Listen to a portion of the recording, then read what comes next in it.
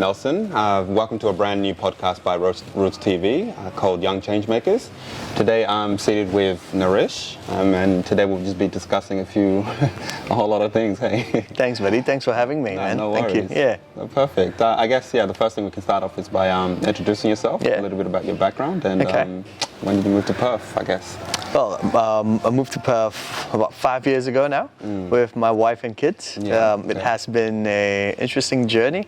New country, no family members here. No family. Just decided from Singapore. Right, okay. So I just wanted a change of environment and raise our kids in I'd say a more balanced life here in Western Australia, I would say. Yeah. Okay, nice. Okay. Yeah. And since you've been here, how long have you been in Perth now? So we've been here for about 5 years. We moved over in the end of 2016, early 2017. Yeah. It's like I said, it's been a journey, a lot of experiences. Yeah. Positive. And Positive. Look, it was a challenge, but I guess togetherness with my wife and kids as well. I'm glad and blessed to have a supportive family, of course, yeah, to help us through as well. Yeah. Perfect. Okay, you mentioned challenges. What are some of the challenges you faced? Where do I start? I think quite a few. That's one thing. So, when we moved over, we've got 2 young girls. So, 5 years ago they were 5 and 3. So that was the main thing. I mean, I guess in terms of personal challenges, for them to acclimatize to Australia and getting them into school, a new system, a new culture. And even for my wife as well. So she was a lawyer and doing really well in Singapore. Right. But coming into Australia, we had to start from scratch. So looking at all the 14 years of experience just being wiped off and restart again, she had to start. And no one actually acknowledged the work that she's done before. So, and then personally for myself, I've come from banking and finance background. Yeah. Same story, when you come in there, everyone wipes off your 14-year CV in Singapore, tells you that you've got no local experience. It's frustrating, but it can be. I can imagine. Wow. Correct. Yeah, I've noticed that a lot of migrants, when they move into Australia, for example, any qualifications, degrees, or anything that's not recognized here completely gets scratched away, and you literally start from the ground up. Correct. So, absolutely. I can imagine how far you've come since you've. Well, like I said, it has been a journey. Yeah.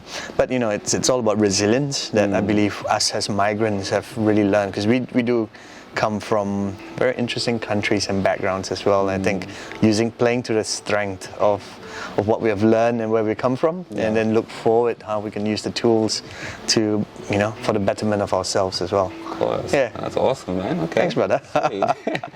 I guess, moving on to the next question. What do you do now then? Did you start completely fresh? Did you abandon the old ideas, and what happened? What changed? What changed? Yeah. Look, it's all about adaptability. I think that's something which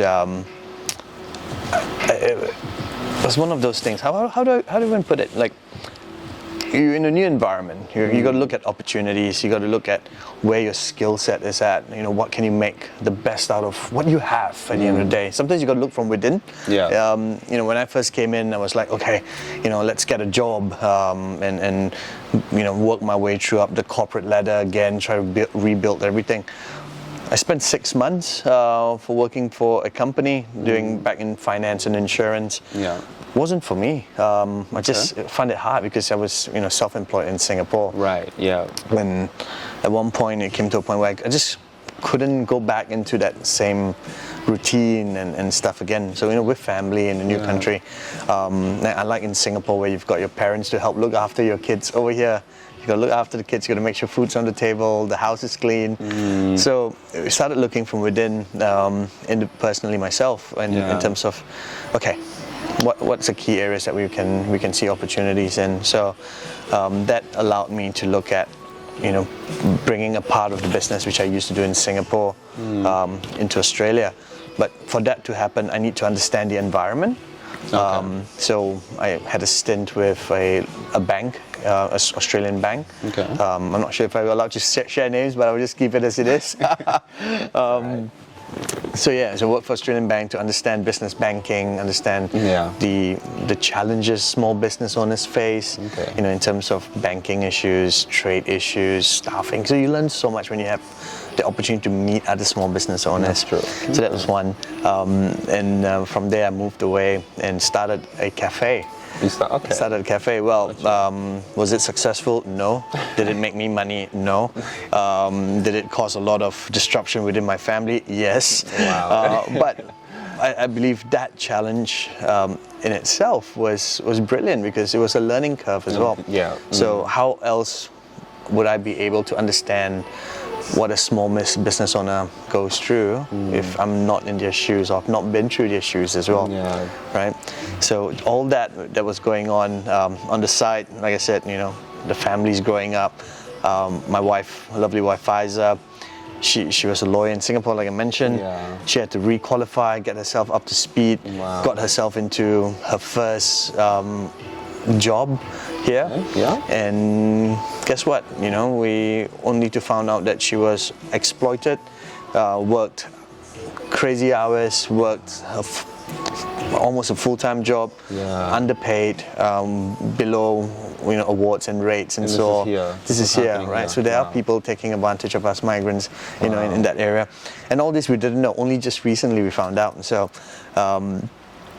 So she had to build up her portfolio, her brand, her name, and while we're doing that, here I started a consulting business Okay. on bringing in overseas investments into Australia. Right, So okay. that was my knowledge, with small business owners. Consulting, okay. So that there was this small element of connecting people. So I'm more of a people connector. You look like an outgoing person. Yeah, someone that's able to connect and so network. All right. Exactly, right? So looking at opportunities, and from there, that spun off to into this real estate opportunity where I was linking up investors from Southeast Asia, Singapore, my network in Singapore, Yeah.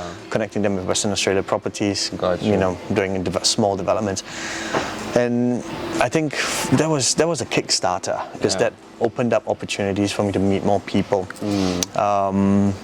So that one thing led on to the other. I saw this opportunity in the area that I lived in the city of Bayswater. Yeah. That there was no business organization to support the local businesses. Right. So I gathered a couple of small business owners to come together. Okay. And looked at, okay, how can we support each other? Can we have the right resources to see each other grow in collaboration, not in competition? Yeah. And that was the formation of the Bayswater and Beyond Chamber of Commerce. Right. Okay. So it has been going on for about 2.5, coming 3 years now. Yeah. We've got 200 members strong, and so that's my little give back to our community. That's amazing, one. yeah. And another good story is that my wife, we worked together. She managed to get a better job, and right now Thank the beautiful part is we have started our own family law firm as well. Wow. Right, Yeah. and it's not about our mentality is not about just earning money and stuff. How can we give back? How can we look at delivering positive outcomes and making change in the environment, which can, especially with family law, it can be quite stressful. Of course. And one last thing of the many things that I do. So I'm also part of a digital collective. Yeah, so you did mention this. so Utre and Lighthouse Legal is law firm. So Utre is a digital collective together with two partners that we started as small, and all of us are migrants ourselves. So we've got a Punjabi Kenyan, we've got an Indian brother. All of us coming together and starting a collective and making a difference in the digital marketing industry. Wow. So that's what's keeping me busy. You've got quite a lot on your plate by the sounds of it. That's one way to keep myself out of trouble.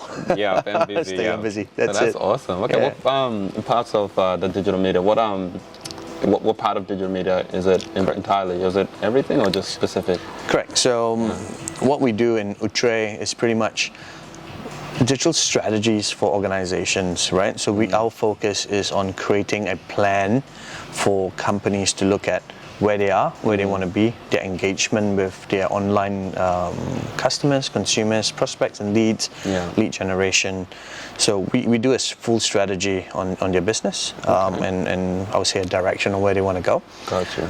All the services are internal. So we provide videography, photography, we have social media management, we do SEOs, we do keywords. We've got a full team of 50 to provide the services. Right. And the strategy side of things is where our forte.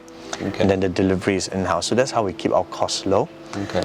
Most importantly, like I said, we've got different segment markets as well. So we've got products specifically for small, medium enterprises. Yeah. And we've got our larger corporate packages as well, because not all businesses require that huge range of service. They just need, hey, something sort small my Facebook out and everything, and I just want more customers. Help me. And what we are doing as well is being honest. I think everything you do, you got to be really honest. The true cost of, we want to make money, but we can make money the right way. Exactly. So we just deliver the right, let's say, programs, the right cost. As long as the customer happy and we add value, exactly, and we're good. Yeah.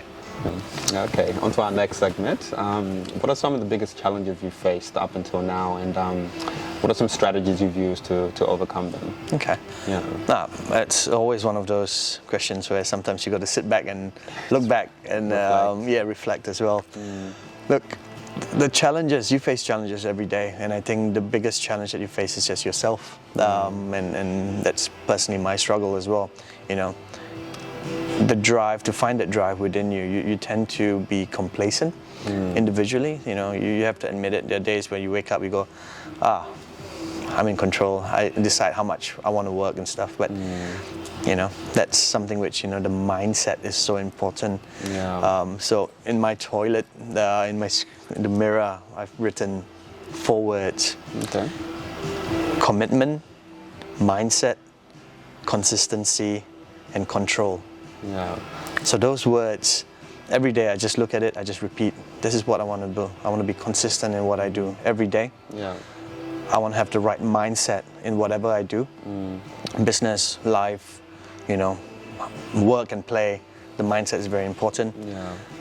Commitment, everything that I do, I need to be committed. I don't want to just be doing everything half-assed.